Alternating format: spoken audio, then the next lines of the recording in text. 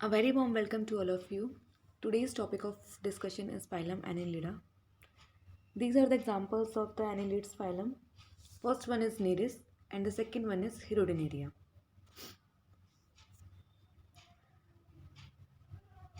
So start with the general characteristic of phylum Annelids.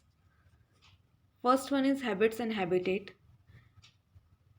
Just a second. The annelids may be aquatic. Annelids हैं वो aquatic हो सकते हैं, terrestrial हो सकते हैं. एक्वेटिक होंगे तो वो मरीन और फ्रेश वाटर एनिलिट्स होंगे, फ्रेश वाटर में मिलेंगे और मरीन वाटर में मिलेंगे. For example Nereis is marine. जो नीरिस है वो मरीन एनवायरनमेंट में मिलता है, मरीन इकोसिस्टम में मिलेगा. और अर्थवॉर्म है वो टेरेस्ट्रियल इकोसिस्टम में मिलता है.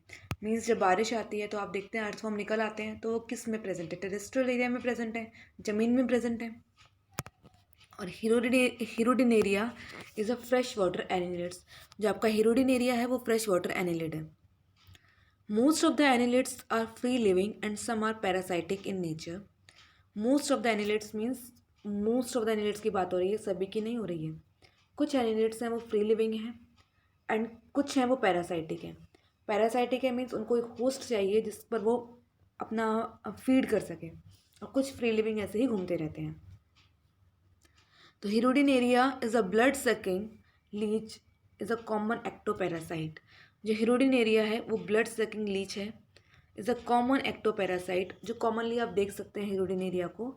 एक्टोपैरासाइट का मीन्स है कि वो बाहर की तरफ प्रेजेंट होती है. Endo means inside the body, body के अंदर प्रेजेंट होंगे. लेकिन लीच क्या है, ये वो आउटसाइड द बॉडी प्रेजेंट होती है, एक्टोपैरासाइट है. Feeding on the blood of fishes, frogs, cattle and other animals. जो किस पर फीड करेगी? जो ब्लड होता है फिशेज का उस पर, फ्रॉग्स, कैटल्स, इन पर वो फीड करती है. Second point is common name.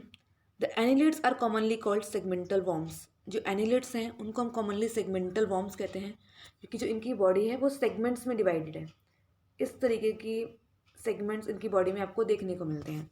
That's why हम इनको सेगमेंटल वॉर्म्स कहते हैं.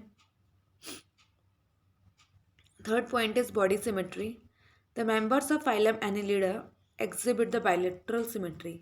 जो भी मेंबर्स होते हैं फाइलम एनिलिड्स के वो बायलेटरल सिमेट्री उनमें मिलती है. बायलेटरल सिमेट्री का मतलब है कि बॉडी जो है वो 2 इक्वल पार्ट्स में डिवाइडेड होगी.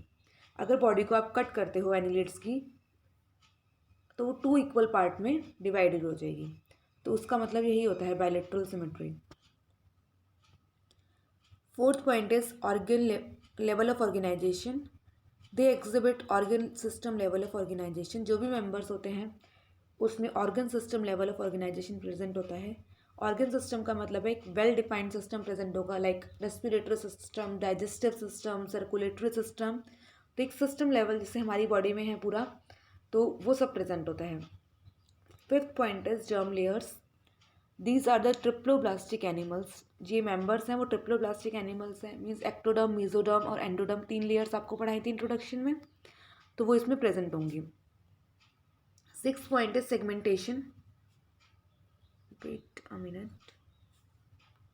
या the body of annelids is metamerically segmented and external segmentations of the body correspond to the internal segmentation. जो एनिलिड्स की बॉडी होती है वो मेटामेरिकली सेगमेंटेड होती है. एक्सटर्नल सेगमेंटेशन भी प्रेजेंट होती है as well as internal segmentation भी प्रेजेंट होती है इनकी बॉडी में. They are the first animals to possess true body segmentation. Phylum annelida में ही फर्स्ट टाइम सेगमेंटेशन देखने को मिली थी. उससे पहले स्पोरीफेरा, सिलेंट्रेटा, प्लेटीहेलमिन्थिस, एस्कीहेलमिन्थिस किसी में भी सेगमेंटेशन नहीं प्रेजेंट थी. Even the body surface can be seen distinctly marked out into segments. जो बॉडी सरफेस है वो भी आपको डिस्टिंक्टली बाहर से ही दिख जाएगा कि सेगमेंट से वो मार्क है. अर्थवॉर्म को देखना, अर्थवॉर्म आप क्योंकि ये आपका दिखने को मिल जाता है, उसमें देखना आपको अर्थवॉर्म में सेगमेंट्स नज़र आएंगी. बॉडी सेगमेंटेड होती है. The body segments are called metamers. जो ये सेगमेंट्स हैं इनको हम मेटामर्स बोलते हैं. And the segmentation is called metameric segmentation. और जो सेगमेंटेशन होती है उसको हम मेटामेरिक सेगमेंटेशन कहते हैं. ओके फाइन, आगे चलते हैं.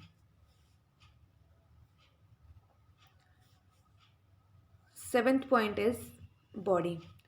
Body of annelids is elongated and segmented as we discussed earlier. जो कि हम डिस्कस कर चुके हैं, इनकी बॉडी है वो elongated होती है और segmented होती है. फिर इसके बाद हमारा पॉइंट आता है locomotion. Annelids have the capacity to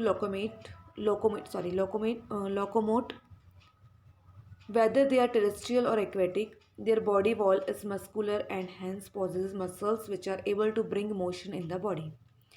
इनकी बॉडी में मसल्स प्रेजेंट होती है. मसल्स का काम ही क्या होता है कि वो मोशन को प्रोवाइड करती है. तो ये मूव कर सकते हैं. आपने देखा होगा अर्थवर्म मूव करता है, लीच मूव करती है, तो सभी मूव करते हैं, एक जगह स्टैटिक तो है नहीं. On the basis of arrangement of muscle fibers, two type of muscles are present in the body wall, circular and longitudinal muscles. इनकी बॉडी में प्रेजेंट होती हैं जो कि इनको मोशन प्रोवाइड करेंगी. मसल्स प्रेजेंट है, दैट मीन्स वो उनको मोशन प्रोवाइड करेंगी.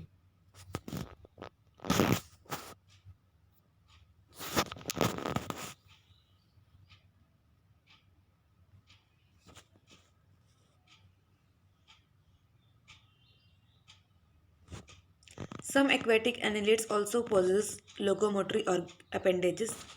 कुछ aquatic annelids में क्या होता है कि locomotory appendages प्रेजेंट होते हैं. जैसे आपकी बॉडी में फुट प्रेजेंट है, जो लेग्स प्रेजेंट हैं जो कि लोकोमोशन में हेल्प करती हैं, तो इनकी बॉडी में भी क्या है लोकोमोटरी अपेंडेजेस प्रेजेंट होते हैं जो इनकी को मूव कराने में हेल्प करते हैं एक प्लेस से दूसरे प्लेस पर. They bear freshly flattened laterally projected structures in their body called parapodia.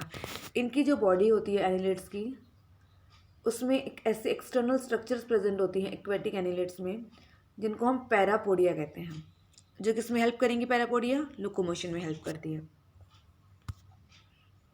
These parapodia along with the body muscles help in the swimming of aquatic annelids. और जो पैरापोडिया है मसल्स के साथ मिलकर किस में हेल्प करेंगे? जो एक्वेटिक एनिलिड्स हैं उनको स्विमिंग में हेल्प कराते हैं.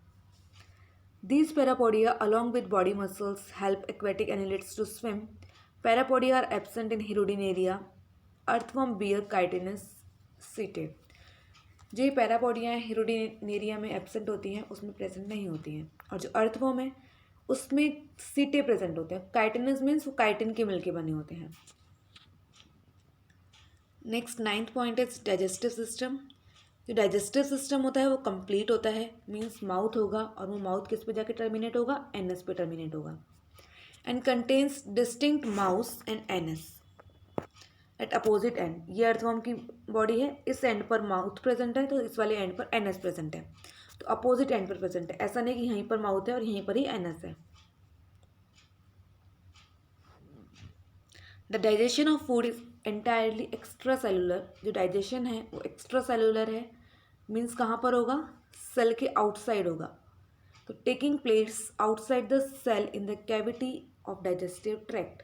जो डाइजेस्टिव ट्रैक्ट की कैविटी है उसमें होगा. सेल है ये, let's say this is a cell, तो इस सेल में नहीं होगा, सेल के बाहर, आउटसाइड द सेल बोला है, तो सेल के बाहर जो कैविटी होती है डाइजेस्टिव ट्रैक्ट की वहाँ पर ही होगा. तो एक्स्ट्रा सेलुलर का मतलब ये है कि सेल के बाहर, सेल के अंदर नहीं होगा.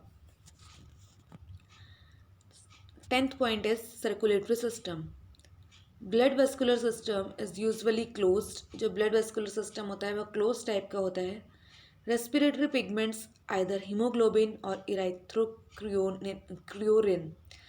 जो रेस्पिरेटरी पिगमेंट है जो इसको कलर प्रोवाइड करेंगे वो हीमोग्लोबिन या इराइथ्रोक्रियोरिन होता है, जो किस में डिजॉल्व होगा? ब्लड प्लाज्मा में डिजॉल्व होता है. Free amoeboid blood corpuscles are present but there are no RBCs. RBCs present नहीं होती है, ये आपको याद करने वाली बात है. In leech there is no true blood vascular system. Leech में कोई true blood vascular system present नहीं है. 11th point is excretory system. coiled tubes are present in the body called nephridia. जो इनके एक्सक्रीटरी सिस्टम में help कराता है वो नेफ्रीडिया है, एक्सक्रीटरी ऑर्गन. तो यहाँ से क्वेश्चन आ जाता है कि एक्सक्रीटरी ऑर्गन कौन सा है अर्थवर्म में या फिर एनिलिड्स के किसी भी मेंबर में. तो यहाँ पर ये नेफ्रीडिया है. Which help in removing out the metabolic waste from body. These open out through the pores that excrete out the nitrogenous waste. और नाइट्रोजनस वेस्ट इनका मेनली यूरिया एंड अमोनिया होता है, जो नेफ्रीडिया है इसको बाहर निकालता है बॉडी से।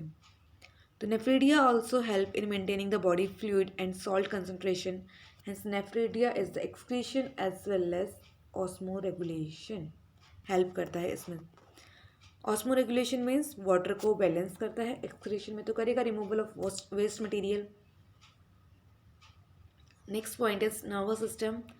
Body control is provided by nervous system. जैसे आपकी बॉडी में कंट्रोल किससे प्रोवाइड होता है? नर्वस सिस्टम से। तो इनकी बॉडी में भी नर्वस सिस्टम होगा। Consisting of paired ganglia, ganglia present होते हैं which are connected to the double ventral nerve cord by lateral nerves. और लेटरल नर्व से किससे प्रेजेंट होंगे? कनेक्ट होंगे वेंट्रल नर्व कोड से। This paired ganglia act like the brain of annelids. और जो गैंग्लिया हैं किसकी तरह काम करेंगे? ब्रेन की तरह काम करते हैं एनिलेट्स के। नेक्स्ट पॉइंट है आपका रिप्रोडक्टिव सिस्टम। रिप्रोडक्टिव सिस्टम में क्या होता है? इसमें earthworm and leech are monoecious, monoecious है, hermaphrodites हैं। इसका मतलब है कि male and female sexes are not separate in them. एक ही बॉडी में मेल और फीमेल दोनों प्रेजेंट होते हैं। अर्थवर्म और लीच का केस बता रहे हैं ये हम आपको। तो ये मोनोइशियस है। These each individuals of them produces sperms as well as ova। जो भी इंडिविजुअल होता है वो दोनों को, ऑब्वियसली बात है मोनोइशियस है तो दोनों को प्रेजेंट करेगा, प्रोड्यूस करेगा, स्पर्म्स को भी करेगा, ओवा को भी करेगा। वाइल नीरिस इज डायोशियस, जो नीरिस है वो डायोशियस है, मीन्स अलग अलग बॉडी में मेल रिप्रोडक्टिव सिस्टम प्रेजेंट है और दूसरी बॉडी में फीमेल रिप्रोडक्टिव सिस्टम प्रेजेंट है। एक ही बॉडी में दोनों चीज़ प्रेजेंट नहीं है, तो दोनों सेक्सेस यहाँ पर सेपरेट हैं। In Nereis male and female sexes are separate. Sperms and ova are produced by different individuals. There is indirect development in nereis. Larva when present is trochophore larva. अगर इसमें larva present है तो उस larva को हम trochophore larva कहते हैं। तो लार्वा पर भी क्वेश्चन आता है कि एनिलेट्स में कौन सा लार्वा प्रेजेंट होता है? वो हमारा ट्रोकोफोर लार्वा प्रेजेंट होता है। This is important. Only sexual reproduction is seen in annelids, no asexual reproduction is present. तो सिर्फ सेक्शुअल रिप्रोडक्शन यहाँ पर प्रेजेंट होता है, एसेक्शुअल रिप्रोडक्शन यहाँ पर प्रेजेंट नहीं होता है। एग्जाम्पल है नीरिस, फेरेटिमा। फेरेटिमा अर्थवर्म का साइंटिफिक नेम है। हिरुडिनेरिया का common name blood sucking leech है।